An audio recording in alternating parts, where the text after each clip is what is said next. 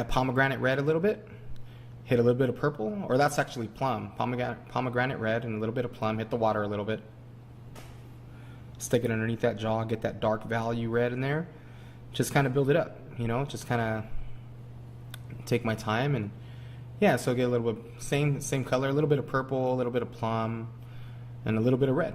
Just kind of mix it up in there in my tube and make sure it's the right value. Hit the water and off we go back to the jaw, you know, just kind of getting it under there. And you know, I like soft edges, so really trying to make that edge soft. I'm not trying to make a hard line there. I'm just trying to keep it real soft. Keeps things a little bit more realistic. I know a lot of times my stuff, you know, in the past and even now, I'll end up going too tight and making it too crisp, but I definitely like soft edges a lot, and then just deciding where the hard edges should be. As you can tell, this stencil's staying awesome, and when we get to a part where it's a little bit more boring on this DVD, I'll go ahead and explain that mixture again, because it's really helpful and it's helped me a lot. So yeah, I'm using a little bit of plum, you know, looks like I'm using a little bit of indigo. Just using a little black and plum right here, just getting it real dark, maybe even a little bit of purple, just trying to get that area in there and blocked in, just some dark values. You know, it's not a perfect drawing, you know. Really, I'm just looking over and just trying to get that idea of what's going on. You know, it's like feathers underneath her neck, you know, it's like a rough kind of. So I'm just really trying to get the idea and the feel of it. Like, I'm not trying to be perfect, you know. I notice when I try to be perfect, it takes me so much longer, and you know, it just doesn't end up turning out right. I end up overworking things. Really, I'm just trying to make decisions right now and just trying to be confident with the decision I'm making, and just go with it. You know, I'm having fun. You know, this is a fun piece, and you know, it has a little bit of imagination to it, and it's also a portrait, which I love to do, and I just think it's really cool that you know, fun piece. So make sure you enjoy these pieces. Make sure you're not just overthinking it and just stressing out. You know, the more you stress out, the more you're going to be making mistakes, you know, the more negativity you're going to be bringing. So just really try to be confident with the decisions you make and be confident with what you're doing. And I promise the piece will come out good. You know, you'll be a lot more happy with it, and it'll heal up a lot better and give you the chance to go into it again and adjust whatever you think needs adjustment. It's better to make the adjustment on the second time around rather than overwork it and scar someone and, you know, not be able to adjust it ever. You know, things can be adjusted. They can't be changed, but adjusted, yes. So just going in there, I'm using a little bit of blue now. Now I'm probably using a little periwinkle color mixture I'm mixing there. You can get a great periwinkle from Intense. Eternal sells a great periwinkle. And so does Fusion. They all have some great colors. These are the three companies I use very often. You know, they have great colors. It's great companies. I really don't use anyone else other than that. If I was doing black and gray, it'd be a little different. I'd be using some silverback ink. I like those mixtures, but for this is all color. We're using all just the color companies.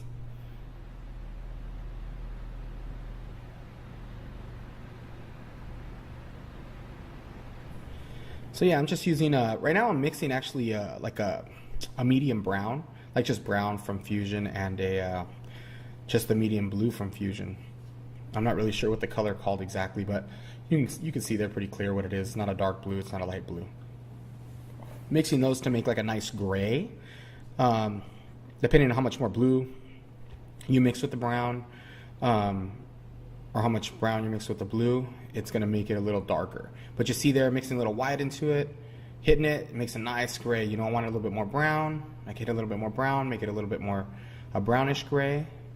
And then just going, and you can see the color right there that I'm mixing. It's like a little bit of a brownish, reddish, like gray. Really cool periwinkle color I'm just mixing on my own.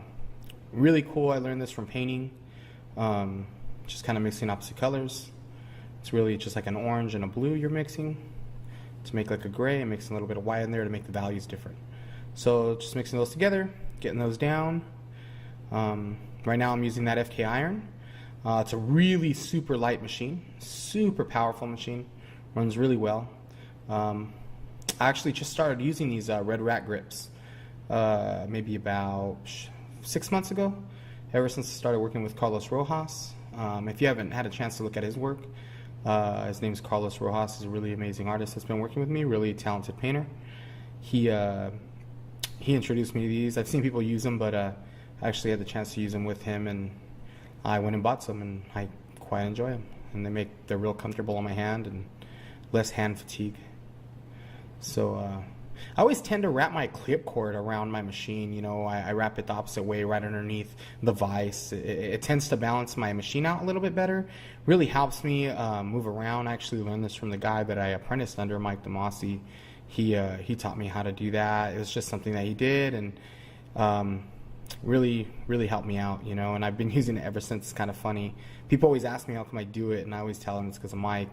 But it's just funny that it's one of those habits that I've kept from the beginning. So it is true, you know, habits you learn, you keep throughout your career, usually with anything you do. So yeah, I'm go ahead and I'm using some blacks and purples right now, and before that I was using the blue and the brown mixture and a little bit of white. Like I said, this is a palette that I've been messing with painters that I've been hanging out with, and just kind of learning from them. This isn't the normal palette I use, but I've been challenging myself to learn new things, so I think it's something that I've kind of been practicing with, and I've liked the results, so I'm going to share it with you, especially on a piece like this. So right now, just using a little bit of blue, a little bit of black, knock it in there. Right now, just trying to get that shape, like I said, you know, I start dark to light. So right now I'm just really trying to assess the dark areas and really trying to get those knocked in there, so that way I can go ahead and move on and start mixing more colors. Just using back and forth motion, you know. Shins are so weird, man. Like, you know, whenever I work on shins right there, it always feels so tough, so you have to be really delicate there, you know, especially with these pieces when you're going to be working it a lot.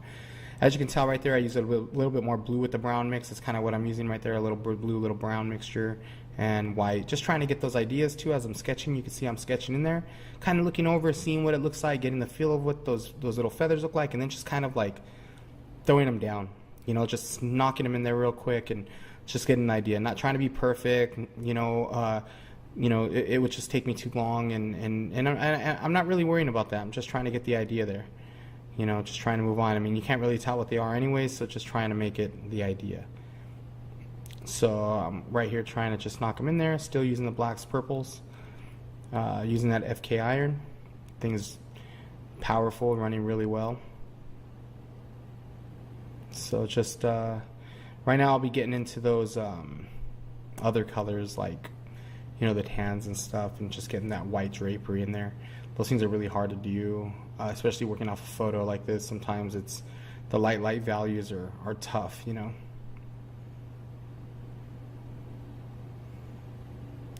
So right here, I'm just knocking in a little bit of mixing a little bit of brown, a little bit of blue, probably a little bit of black and purple in there, mixing those four colors together to make this, like, not quite a black value, but pretty close, you know, trying to transition out of the black into like the gray values, into the feathers, you know, just trying to block those areas in and just building them up slowly, you know. Right now I'm back to the Bloodhound, and I need a little tighter of a machine, so after I knocked in those big areas and just kind of just trying to knock those in there, just trying to get it to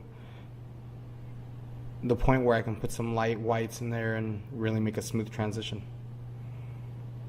I mean, you could, if you wanted, you know, just pick up a gray and use it.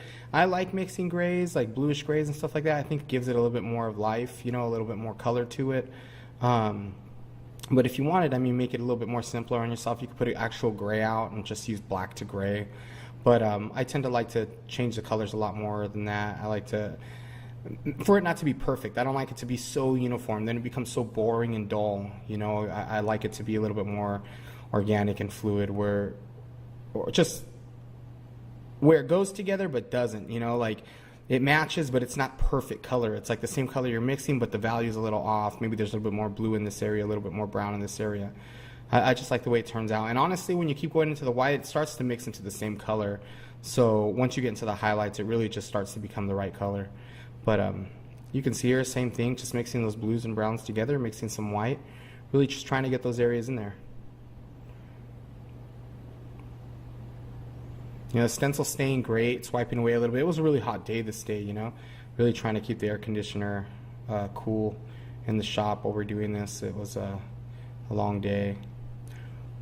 But usually I only get to about this value, and then I'll move on. Like I pretty much won't go very much whiter or lighter, because I won't want to wipe.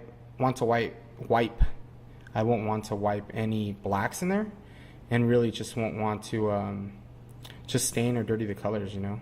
A lot of times with tattooing, you go too light, you do the black and wipe it over, it just gets really dirty and really muddy.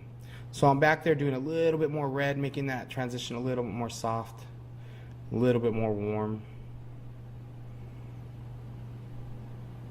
So now I'm just going into the hair a little bit. You know, there's a really, really like warm reflection coming off of that drapery under the face, so I'm really trying to capture that. Right now I'm actually going to choose another color. Probably just thinking, trying to decide what exactly my next move is. So yeah, I guess I mix a little bit more red and